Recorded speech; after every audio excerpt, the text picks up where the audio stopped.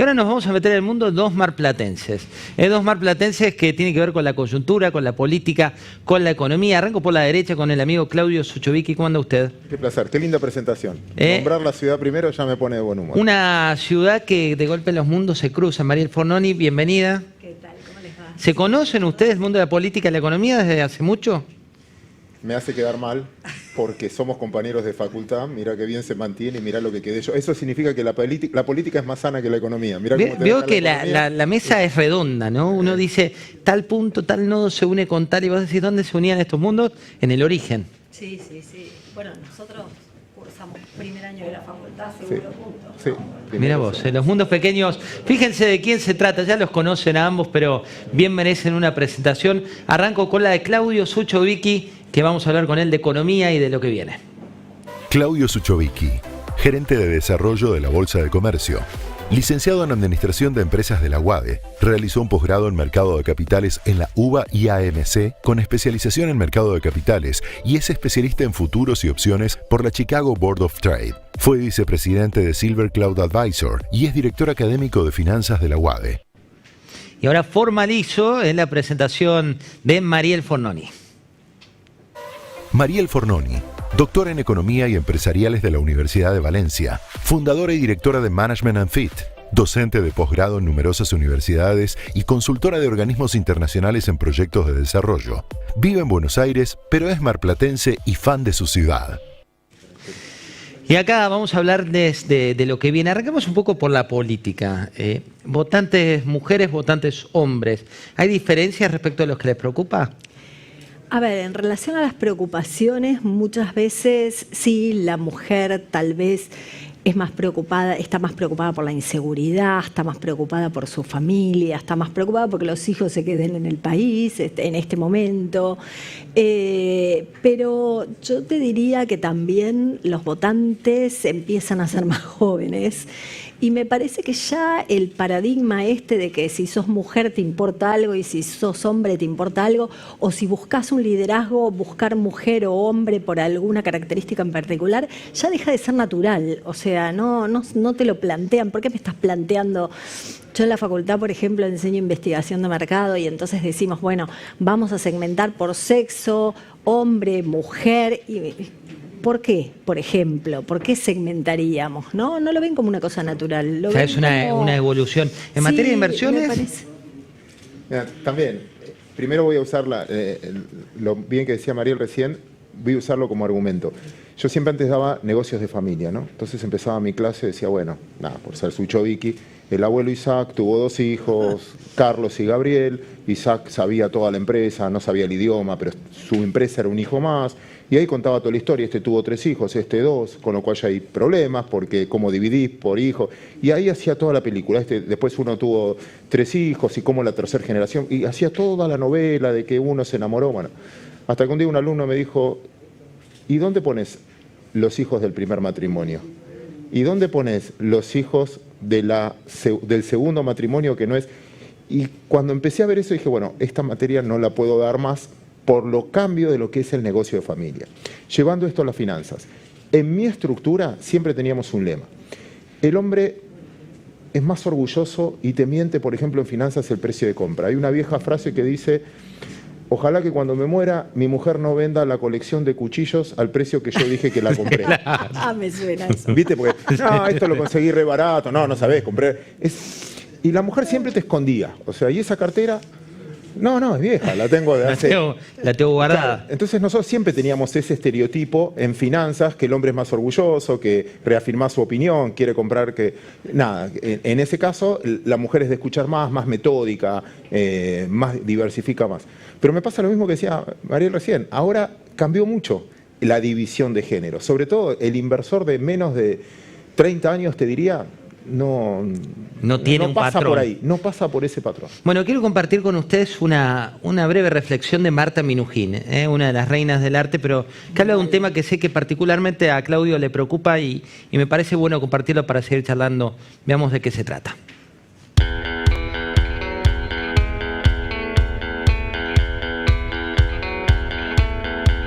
La grieta para mí no existe, para mí existe la confusión, como que Y muchas personas se pierden en ideas que a lo mejor ni siquiera les interesan las ideas, pero tienen que ocupar su existencia en algo. Entonces esa gente entra otra gente y sus ideas como que nunca se esclarecen. El individuo pasa a ser los individuos, pero no hay un sentido de la individualidad, de ser distinto, porque para ser distinto tenés que ser muy fuerte, tenés que aceptar que diga, por ejemplo, mucha gente dijo, es loca, es oligofrénica, hay que internarla. ¿Cuántas veces no me dijeron eso? A mí no me importa porque creo que es toda una confusión. Igual el mundo siempre fue cruel, siempre hubo gente que no tenía nada, otros que tenían. Pero creo mucho en la meritocracia, creo en el esfuerzo de la gente por hacer algo.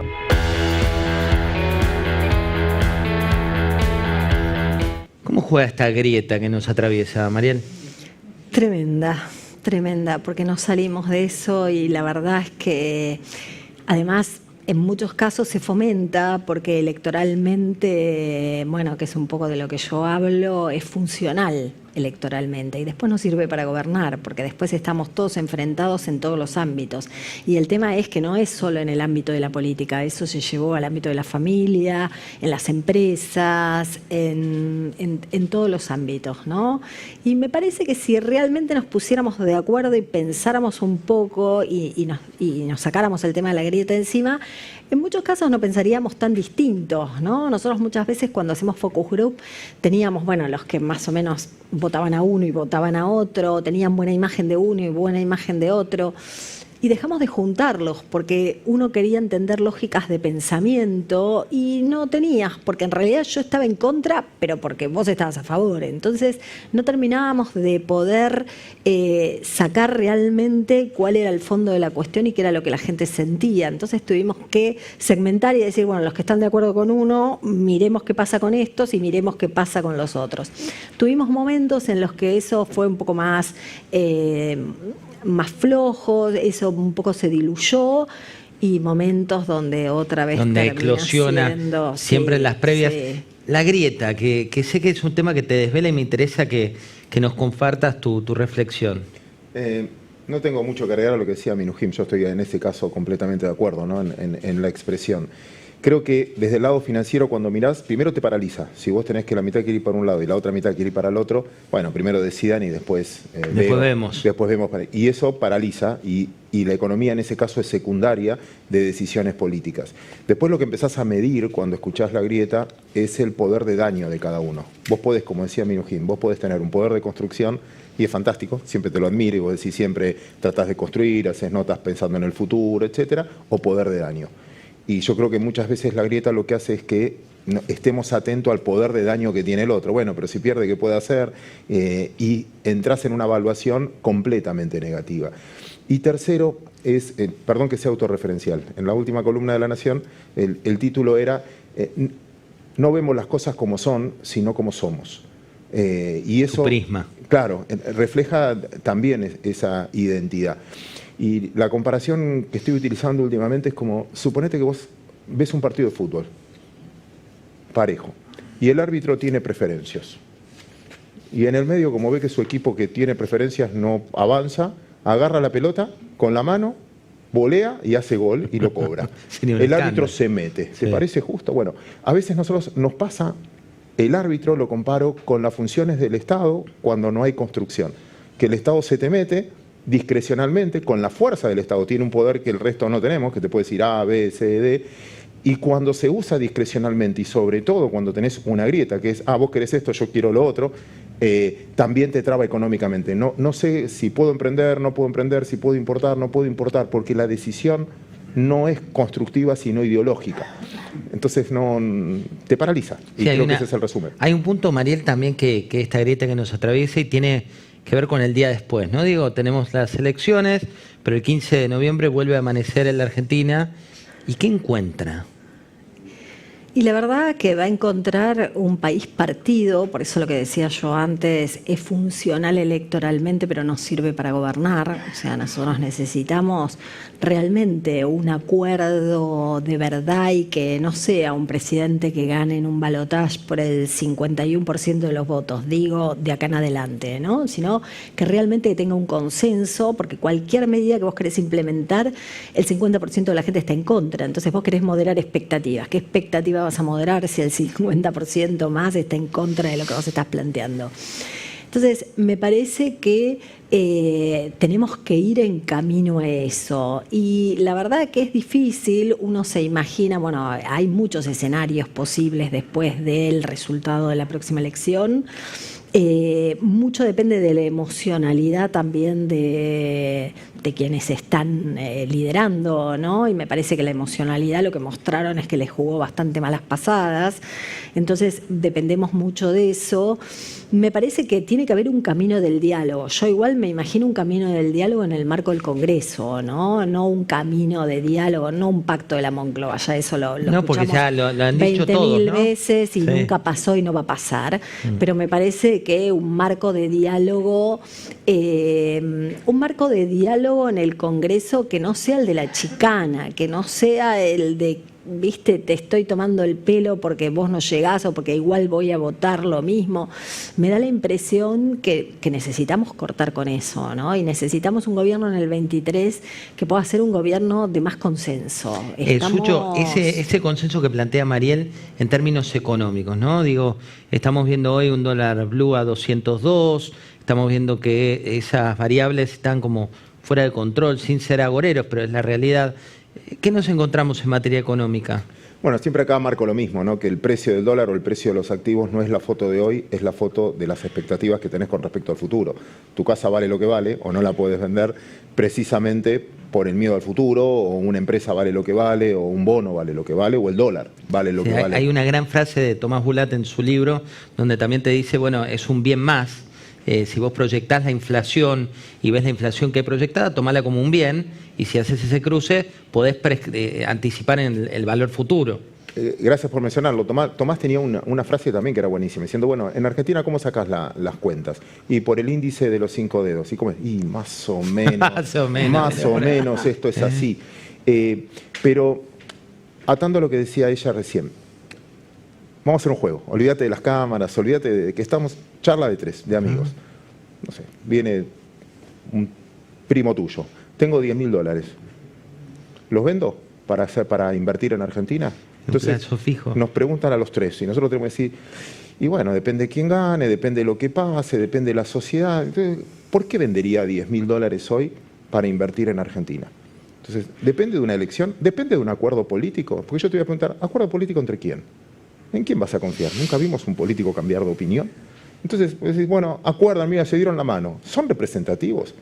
Pues sí, los que están acordando representan a la sociedad hoy. El sindicalista representa a los trabajadores, los empresarios o las entidades empresariales representan realmente a las pymes o a las empresas. El político está representando a la sociedad. Entonces, ¿acuerdo entre quién? Y desde ese punto de vista es, ¿cómo hago para generar la credibilidad que vos le digas, sí, vendelos y compra acá? Y yo me parece que esa secuencia es mucho más profunda y tiene que ver con que la sociedad esté de acuerdo en las cosas básicas. Sí, alguna vez me pasó y nada, con un fracaso, de tratar de ir a buscar plata al exterior para que inviertan en Argentina, y yo hablaba de política y me decían, acá no importa lo que piense un político, importa lo que la sociedad quiera. Si la sociedad quiere, le importa el mérito, le importa el trabajo, le importa progresar, o quiere todo de arriba, bueno, ¿cómo es esa sociedad? Y creo que eso hay que definir primero, en qué ámbito nos movemos. Y la política lo que hace es escuchar para ganar esos votos después, ¿no? Se acomoda a lo que quiere la gente. Por eso me parece que la decisión micro de decir, bueno, invierto, va a depender mucho de eso que decía Mariel, de que veas a una sociedad que por lo menos en un 70% esté de acuerdo en las cosas básicas. Hoy no lo veo. Mariel, salimos a consultar a los candidatos con el espejo retrovisor. Y quiero compartirte con vos esto para ver cómo es ese espejo según tu perspectiva. Veamos lo que decían respecto a los presidentes y la historia.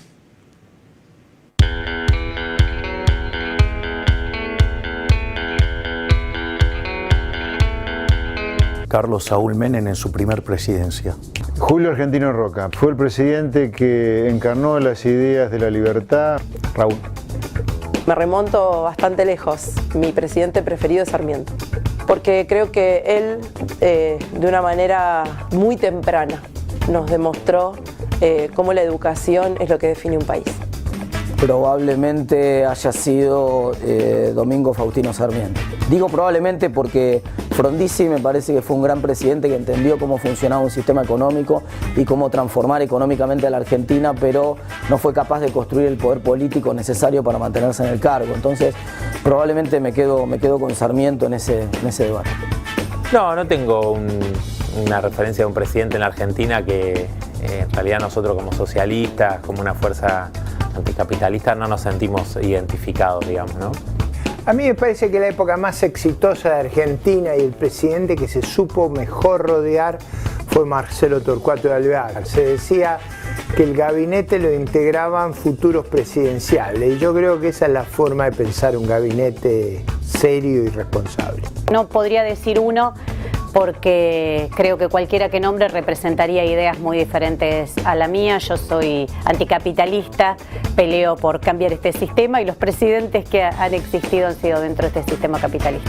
Yo creo que el mejor gobierno fue el de Raúl Alfonsín. Más allá de los problemas, los temas económicos que no pudo resolver, creo que sí consiguió consolidar la democracia, ¿no?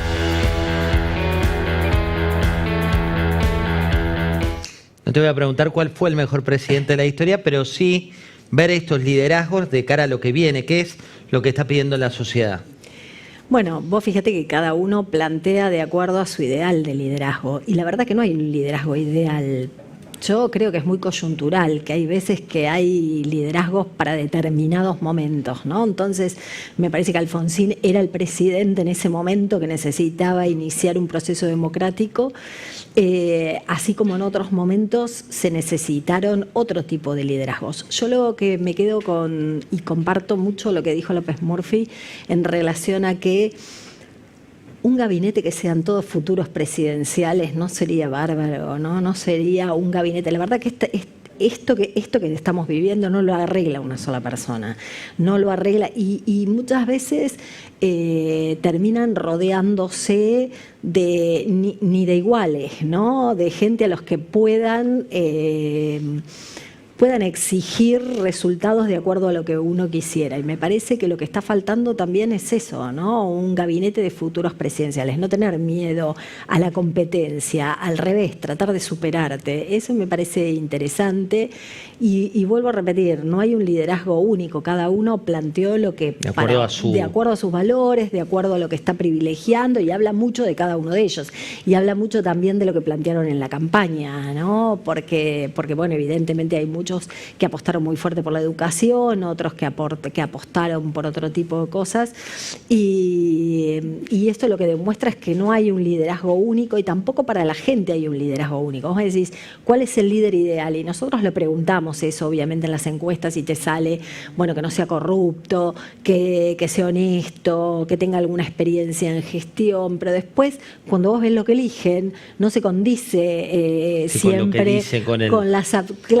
aptitudes o las habilidades que habían planteado. Entonces después hay una magia en otra cosa que genera un liderazgo que hace que te sigan o no. Bueno, ahí Sucho, diciendo un poco, fuimos al pasado, Mariel te describe el futuro y me interesa que nos cuentes, que nos spoilees un poco una serie de notas nuevas que vienen con tu firma y que tiene que ver con una construcción de futuro que es otro de los ejes sobre los que estás trabajando. Sí, bueno, gracias. Bueno, se llama el segmento Cuando mis hijos tengan mi edad. ¿Cómo va a ser el mundo cuando mis hijos tengan mi edad? Entonces, lo único que hice es, bueno, ¿cómo era el mundo cuando yo tenía la edad de ellos? Nada, y no irme muy lejos. Hace 12 años no existía, hace 10 no existía WhatsApp. Ahora nos volvimos locos porque no anduvo 8 horas, pero no existía hace 10 años. En el 2004 yo estaba mirando la final de Gaudio y Coria, no existía Google.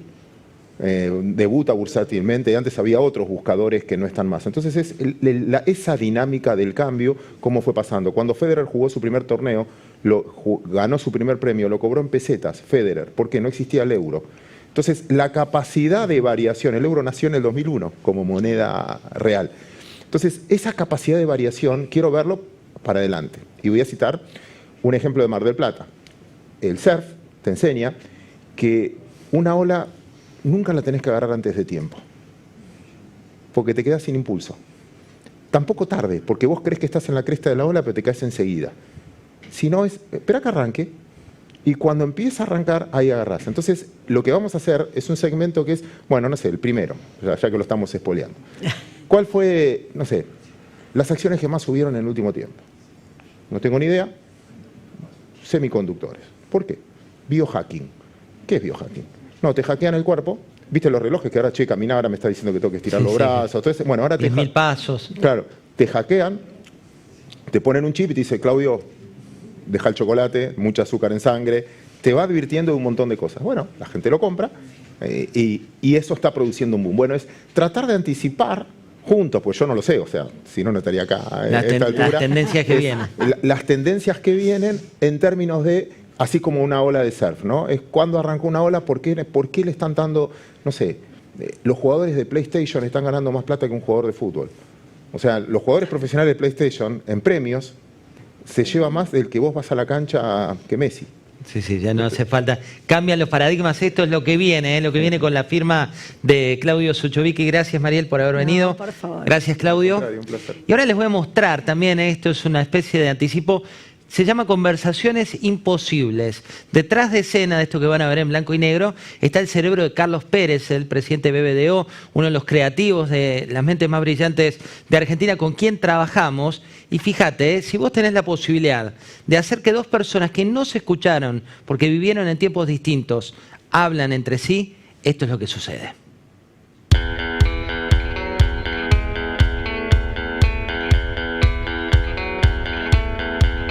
Muchas veces tuve ganas de dejar todo porque era muy pesado para mí trabajar, estar en mi casa, bancarse la enfermedad de mi papá. Siempre digo que lo que más valoro siempre es la salud, porque será que a mi familia cuando yo era chica le faltó y había muchas cosas que no se podían hacer. Hay épocas que mejor no recordarlas. Yo las recuerdo, por eso te dije al principio que yo era una enferma de melancolía, de tristeza, porque yo me quiero borrar el pasado. Fue una etapa que ya pasó, mi papá falleció, lo tengo igual conmigo, porque jamás pude ir al cementerio a verlo. No lo conocí, sé que murió en un hospital, creo que en el Rawson, y sé que dijo que sus últimas palabras fueron: cuídenme a la negrita.